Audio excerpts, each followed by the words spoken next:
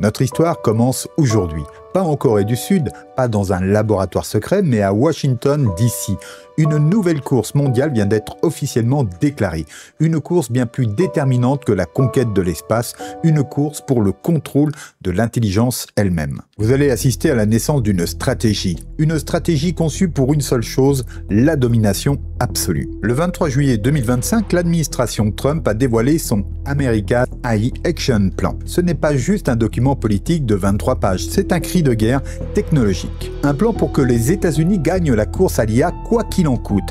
Mais derrière cette ambition démesurée se cachent des questions troublantes, des questions sur notre environnement, sur nos libertés et sur la place du reste du monde dans cette nouvelle ère. Alors sommes-nous au bord d'une révolution industrielle, d'une renaissance ou de quelque chose de bien plus complexe? Restez avec moi car ce qui se joue en ce moment pourrait redéfinir notre futur d'une manière que vous n'imaginez même pas.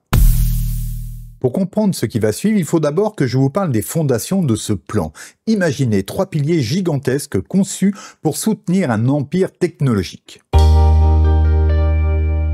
Le premier pilier, c'est l'innovation accélérée. Le mantra est simple, il est martelé noir sur blanc, build baby build. En clair, innover plus vite, plus fort et surtout avec moins de règles.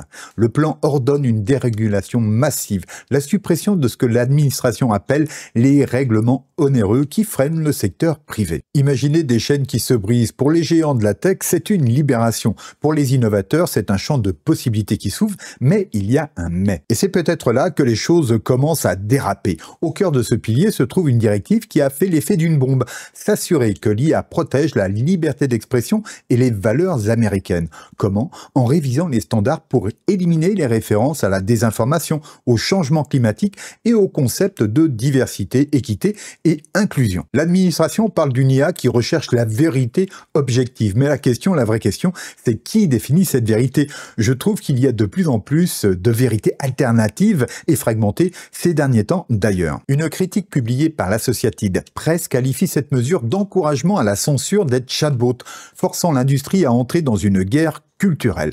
On parle d'abandonner des années de travail pour combattre les biais raciaux et de genre qui, on le sait, sont omniprésents dans les systèmes d'IA. Alors, est-ce qu'on cherche une IA neutre ou une IA qui se conforme à une idéologie particulière? Mettez sur pause, je vous laisse réfléchir à ce que ça va donner. Le sujet vous intéresse et cette vidéo vous plaît, eh bien vous pouvez aider la chaîne tout simplement en cliquant ci-dessous sur le pouce vers le haut, en vous abonnant si ce n'est pas déjà fait et en activant la cloche qui vous préviendra des prochaines vidéos. Vous pouvez également partager cette vidéo sur vos réseaux, cela nous aidera beaucoup, merci. Et j'attends le résultat de vos réflexions dans les commentaires afin que nous puissions échanger sur cet épineux sujet. Maintenant, imaginez l'infrastructure nécessaire pour cette révolution. C'est le deuxième pilier du plan, construire une infrastructure américaine pour l'IA. Et là, on ne parle pas de code ou de logiciel, on parle de béton, d'acier et d'une quantité phénoménale d'énergie. Le plan est clair, il faut des data centers, beaucoup de data centers. Il faut relocaliser la production de semi-conducteurs sur le sol américain. Et surtout, il faut moderniser le réseau électrique pour alimenter ces monstres de calcul. Et là, il y a vraiment beaucoup de travail. Et c'est ici que le bât blesse. Pour construire vite, le plan propose de balayer d'un revers de main certaines des régulations environnementales les plus importantes. On parle de créer des exclusions à la loi sur la politique environnementale nationale pour les data centers. On parle d'accélérer les permis sous le Clean Water Act et le Clean Air Act. Le Southern Environmental Law Center alerte. Cette politique pourrait ouvrir la voie à une dépendance accrue aux énergies fossiles pour alimenter ces entrepôts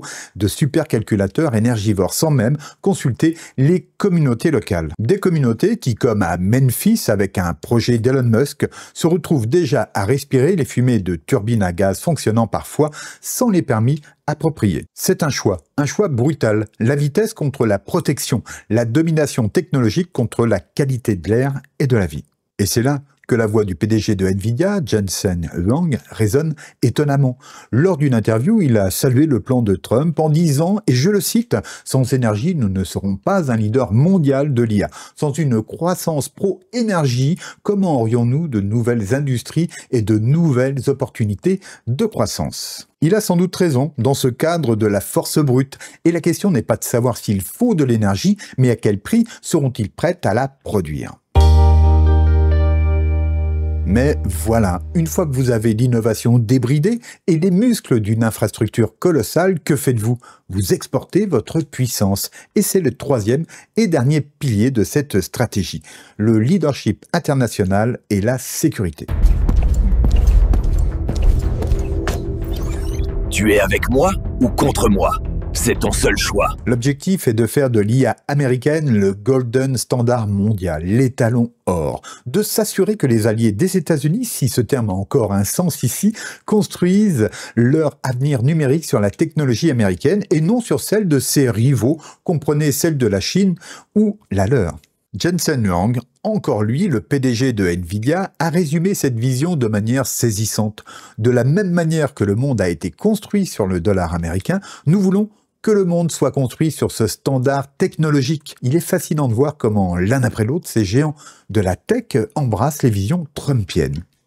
Pour y arriver, le plan prévoit de renforcer drastiquement les contrôles à l'exportation sur les puces les plus avancées, de combler les failles et d'aligner les alliés sur ces mesures de protection. Il s'agit de construire une forteresse technologique et de distribuer les clés uniquement à ses amis s'il leur en reste. Mais attendez, pour construire ces IA, pour les entraîner, il faut une ressource plus précieuse que l'or encore.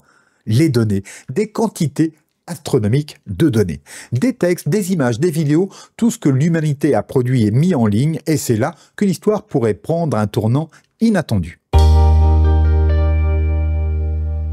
Sauf que, pendant que l'Amérique appuie sur l'accélérateur, de l'autre côté de l'Atlantique, chez nous, un autre son de cloche se fait entendre. L'Europe, avec son AI Act, choisit une voie radicalement différente. Le 24 juillet 2025, quasiment au même moment, la Commission européenne a publié un document qui pourrait tout changer, un modèle de reporting obligatoire. Désormais, tous les fournisseurs d'IA à usage général devront publier un résumé détaillé et public du contenu utilisé pour l'entraînement de leur modèle. Vous avez bien entendu, ils devront lister les principales bases de données utilisées, décrire les sources de données et même fournir la liste des principaux noms de domaines qui ont été scrappés, c'est-à-dire aspirés sur Internet. L'objectif est noble, la transparence, protéger les droits d'auteur, permettre aux créateurs de savoir si leurs œuvres ont été utilisées pour nourrir ces intelligences artificielles, éviter que du contenu illégal ne soit recyclé à l'infini. Mais voilà le twist, ce n'est pas un bug, c'est un choix qui oblige, qui impose une contrainte énorme, une contrainte que les entreprises américaines, sous le nouveau plan de Trump, n'auront pas. D'un côté, une Amérique qui dit « allez-y, supprimez les barrières », de l'autre, une Europe qui dit « stop, montrez-nous vos sources ». Alors la question qui tue se pose. L'Europe, en voulant être la championne de l'éthique et de la protection, est-elle en train de se menotter elle-même dans cette course effrénée? Est-ce que cette obligation de transparence, aussi juste soit-elle sur le papier, ne risque pas de tuer dans l'œuf l'innovation européenne, la laissant loin derrière une Amérique et une Chine qui n'ont pas du tout les mêmes scrupules? Alors, la bataille pour la domination de l'IA est-elle déjà perdue pour l'Europe avant même d'avoir vraiment commencé ? Nous voilà donc face à deux visions du monde, deux philosophies qui s'affrontent. D'un côté, la vision américaine de la conquête, une approche agressive de gagnant qui prend tout, où la vitesse et la puissance priment sur tout le reste. Une vision qui accepte les dommages collatéraux sur l'environnement et les libertés comme le prix à payer pour la domination. De l'autre, la vision européenne de la régulation qui tente de concilier l'innovation avec l'éthique, la protection des données et le droit d'auteur, une approche qui veut construire un futur numérique basé sur la confiance. Le plan de Trump est une déclaration d'intention radicale. Son souci n'est pas l'humanité, mais la grandeur des USA. Il promet une nouvelle ère de prospérité et de leadership aux Américains. Mais il soulève aussi le spectre d'un futur où les IA sont façonnées pour une idéologie unique, où notre planète paie le prix de notre soif d'énergie et où les créateurs sont dépossédés de leurs œuvres. Mais avons-nous encore besoin de créateurs ? Bon, il n'y a pas de réponse facile. Chaque chemin a ses promesses et ses périls. Alors je vous pose la question, quelle vision préférez-vous? Celle de la vitesse à tout prix ou celle de la prudence réglementée, à moins que, là encore, la réponse ne soit ni noire ni blanche? Sommes-nous à l'aube d'un nouvel âge d'or technologique ou d'une ère où les règles du jeu sont écrites par les plus forts et non par les plus justes? L'avenir n'est pas encore écrit, mais les premières lignes viennent de l'être et elles sont vertigineuses. Et si vous vous demandez comment l'IA va investir la société et nos vies, j'ai fait une vidéo que je mets ici sur une loi fascinante qui prédit comment les technologies sont adoptées et qui pourra le mieux les porter. Je ne regarde plus les choses de la même manière depuis que je la connais. Alors sinon, likez, abonnez-vous et partagez. Je vous dis à bientôt. Gardez-vous bien. Au revoir.